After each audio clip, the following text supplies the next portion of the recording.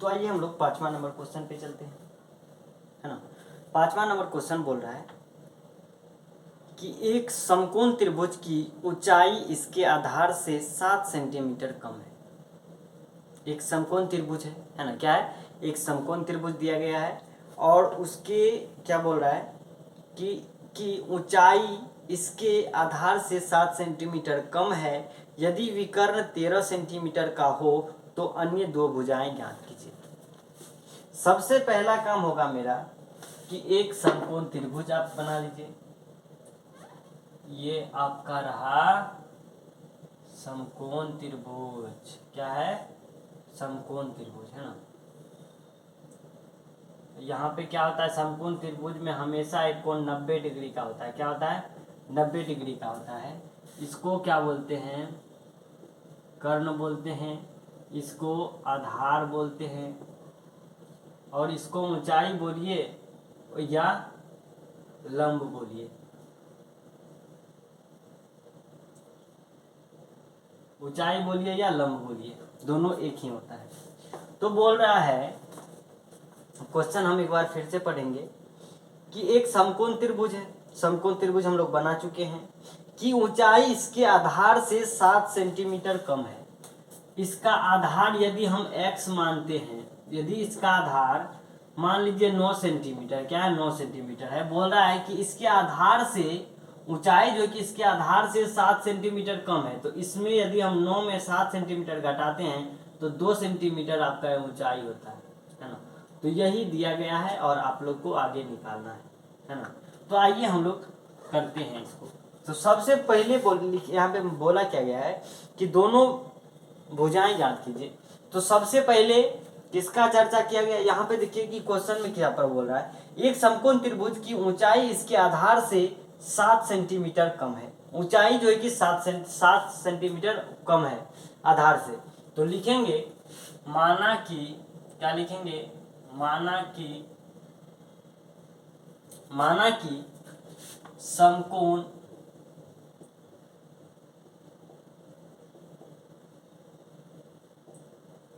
त्रिभुज का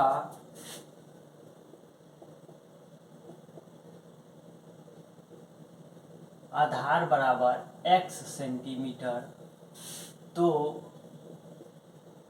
समकोण त्रिभुज का ऊंचाई क्या हो जाएगा, है ना, ऊंचाई हो जाएगा आपका, बोल रहा है कि आधार से 7 सेंटीमीटर कम है। आधार से 7 सेंटीमीटर कम है, तो आधार मेरा x है और इससे 7 सेंटीमीटर घटा दीजिए, तो जो भी निकल के आएगा वो ऊंचाई हो जाएगा। और क्या बोल रहा है कि इसका विकर्ण जो है ये 13 सेंटीमीटर का है। ये मेरा x है, ये मेरा x - 7 है, तो कर्ण x है। तो हम लोग करते क्या है, पाइथागोरस प्रमेय कहता है कि यहाँ लिखेंगे, तो प्रश्न से पाइथागोरस प्रमेय कहता है कि आधार का स्क्वायर जोड़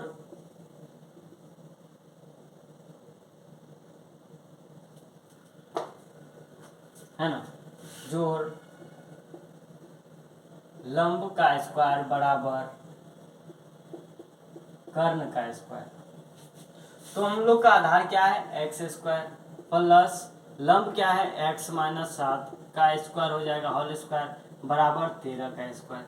यहाँ पे देखिए x स्क्वायर रहेगा प्लस, इसको तोड़िएगा तो x square plus b square -2ab बराबर 169। 13 का स्क्वायर क्या होता है, 169 होता है।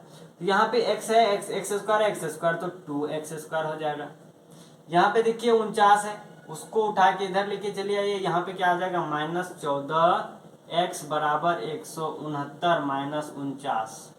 यहाँ पे आ जाएगा 2 कॉमन कर लीजिए, x स्क्वायर -7x बराबर में 120 आ गया, है ना। इसको जब उधर लेके जाइएगा कटाइएगा तो 60 बार में कटेगा। तो यहाँ पे बचेगा x स्क्वायर -7x, जब इसको उधर लेके आइएगा, है ना, जब इसको उधर लेके आइएगा तो -60 बराबर में 0। अब क्या कीजिए, इसको इससे गुना कीजिए और फिर इसको तोड़िए। तो जब x स्क्वायर को 60 से गुना कीजिएगा तो क्या हो जाएगा आपका 60 होगा, और क्या हो जाएगा 60 होगा। इसको तोड़िएगा तो यदि आप 12 और 5 के फॉर्म में तोड़ते हैं तो ये टूट जाता है ना। तो इसको लिखेंगे एक्स स्क्वायर, है ना। यहाँ पे लिखिए -12x और +5x करते हैं तो जोड़ या घटाने या जोड़ने पे -7x आता है। जब इसको गुना कीजिएगा तो -60 आता है। ये पुट कर रहा है ना, तो बराबर में 0।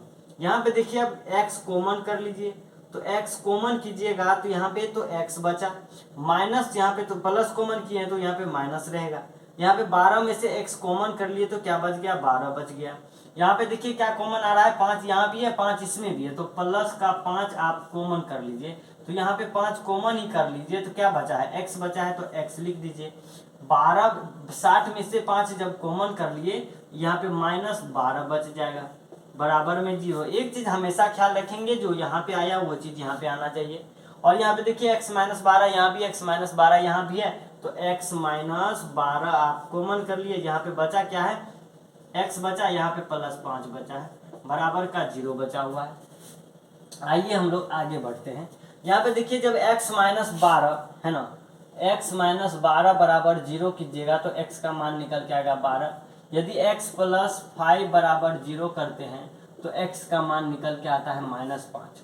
और त्रिभुज का भुजा हो या इसका क्षेत्रफल हो, है ना, ये सब जो है कि आपका माइनस में कभी नहीं आता है ना, ये सब माइनस में कभी नहीं आता है, ऋणात्मक में कभी नहीं आता है। तो आप इसको लेके चलेंगे x बराबर +5, है ना।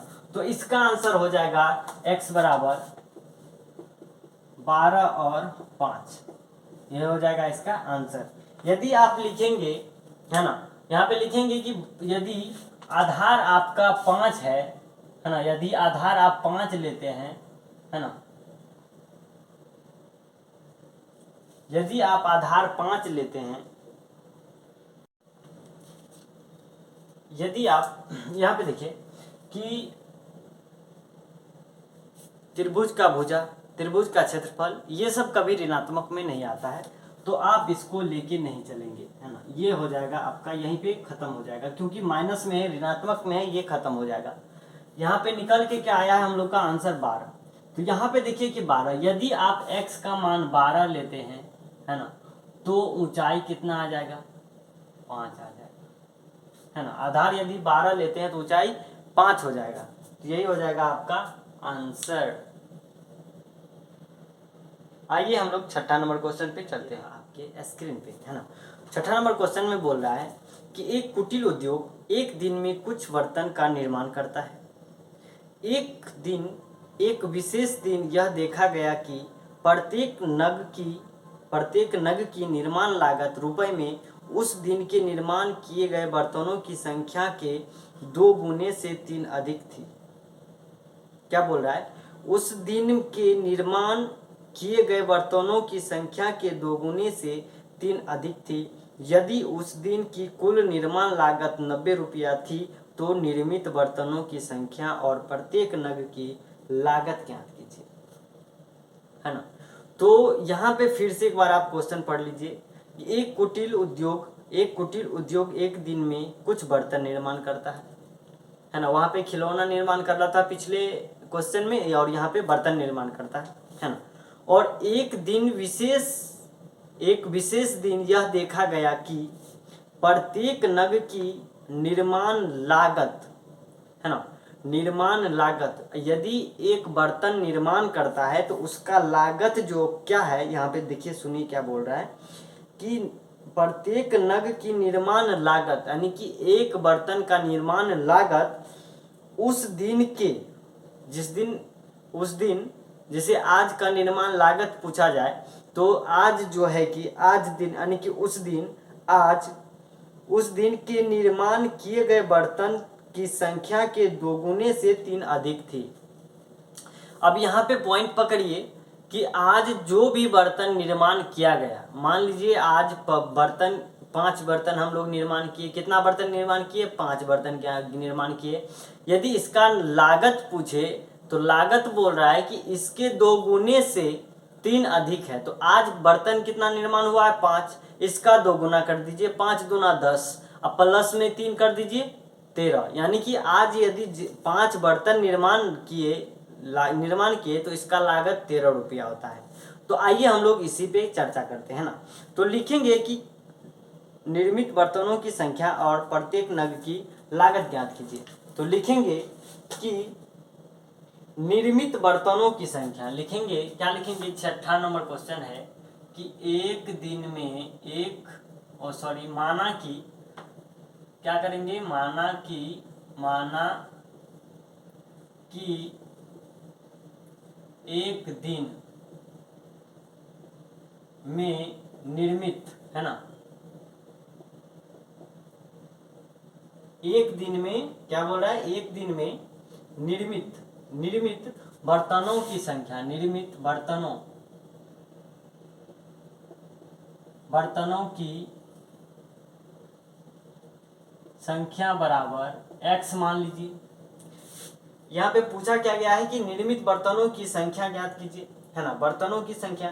तो लिखिए हम लोग, माना कि एक दिन में निर्मित बर्तनों की संख्या x है, मतलब कि एक दिन में x बर्तन बनके तैयार हो जाता है।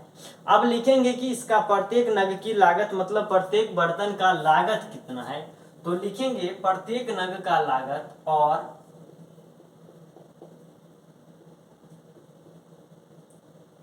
प्रत्येक नग की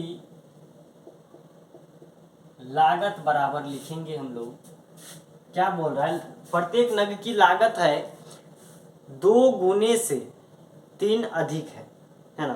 प्रत्येक नग की निर्माण लागत उस दिन के निर्माण किए गए बर्तनों की संख्या के 2 गुने से अधिक है। निर्मित किए गए बर्तनों की संख्या x है, क्या है, x दिया गया है, x हम लोग माने हैं।